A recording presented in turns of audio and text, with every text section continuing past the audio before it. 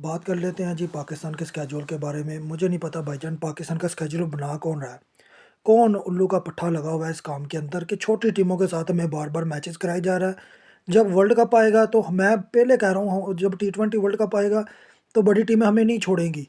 जैसे कि ऑस्ट्रेलिया हो गया, इंग्लैंड हो गया, न्यूज़ीलैंड हो गया, इसके अलावा साउथ अफ्रीका होगी। साउथ अफ्रीका आई है, वो बी टीम आकर खेल गई है टी20 हमारे खिलाफ। अब श्रीलंका के खिलाफ टी20 सीरीज़ का अनाउंस कर दिया गया कि हम श्रीलंका जाकर टी20 सीरीज़ खेलेंगे और वो भी टी20 वर्ल्ड कप से पहले। मुझे समझ नहीं आ रही, ठीक है हमने जाके श्रीलंका में मैचेस खेले हैं, लेकिन इसका मतलब ये तो नहीं कि हमने श्रीलंका के साथ ही खेली जाना।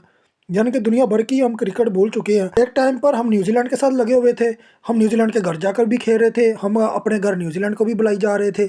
वो ही काम हमने दोबारा किया है। पहले हमने बांग्लादेश को घर बुलाया टी20 सीरीज़ के लिए, फिर हम बांग्लादेश के घर चले गए।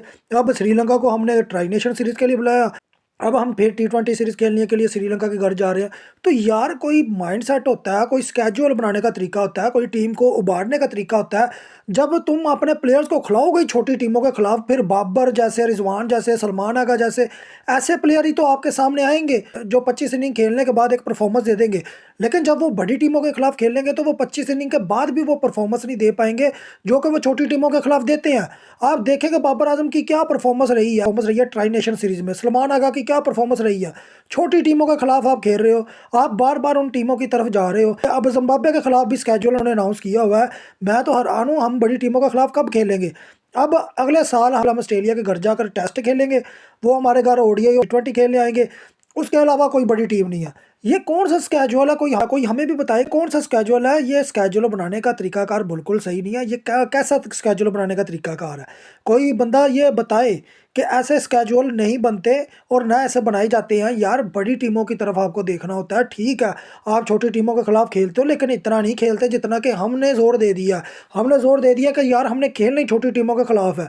आप खुद समझें कि आप छोटी टीमों के खिलाफ अगर खेलते रहेंगे, आपके नए प्लेयर्स कहाँ से तैयार होंगे? आप तो फिर ग्रूम कर रहे हैं बाबर को छोटी टीमों के खिलाफ, आप ग्रूम कर रहे हैं रिजवान को, आप ग्रूम कर रहे हैं सलमान आगा को, आप ग्रूम कर रहे हैं शहीन, हारिस, नसीम। वो एक मैच छोड़ दे, 2 मैच छोड़कर जाते हैं, फिर वो दोबारा आते हैं, वो बॉल करके 2-3 विकेटें लेकर आसान कर देते हैं। इसी तरह बाबर, रिजवान, नसीम शाह, फ़खर जमान, सैम अयूब वो रन के पहाड़ लगाकर हमें दिखा देते हैं। लेकिन असल जो चीज़ है, मैं वो बार बार कह रहा हूँ, हमारे स्केड्यूल बनाने वाला जाहिल का बच्चा पीसीबी मैनेजमेंट के अंदर बैठा है। मुझे लगता है उसकी अकल की कमी है। उसे बड़ी टीमें नज़र नहीं आ रही, बस उसे छोटी टीमें नज़र आ रही हैं कि हमने इनके घर जाना है, इनके घर से आकर दोबारा खेलना है। भाई अकल का ना थोड़ा सा इस्तेमाल करो, मैं पीसीबी वालों को कह रहा हूँ।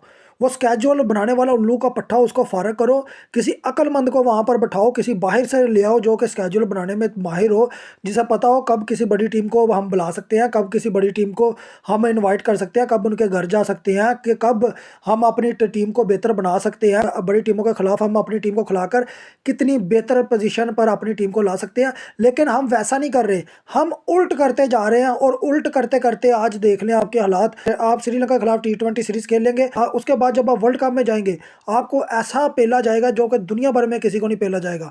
आप चैंपियन ट्रॉफी में पहले बाहर हो गए, आप टी20 वर्ल्ड कप में पहले बाहर हो गए, आप ओडीआई वर्ल्ड कप में पहले बाहर हो गए। आप तो मुझे ये समझ नहीं आ रही कि ये हम किस तरफ चल दिए हैं कि टीम हमारी पहले ग्रुप स्टेज से ही बाहर होती जा रही। क्यों होती है? क्योंकि हम बड़ी टीमों के खिलाफ खेलते नहीं हैं, क्योंकि हमारे प्लेयर्स गुच्छा मार के बैठे हुए हैं कि जी हमारी परफॉर्मेंस है, वो एक मैच खेलता है। जैसे हारिस रऊफ ने श्रीलंका के खिलाफ 9 विकेटें ओडीआई में ले ली, तो ये कोई बड़ी बात नहीं थी, क्योंकि उनकी टीम ही किसी काम की नहीं है, उनके वो प्लेयर्स नहीं है, उनके पास जसूरिया नहीं है, उनके पास जवर्दने नहीं है, उनके पास संगाकारा नहीं है, उनके पास तिशारा परेरा नहीं है, उनके पास शमिंदा वाज जैसा बॉलर नहीं है, मलिंगा जैसा बॉलर नहीं है।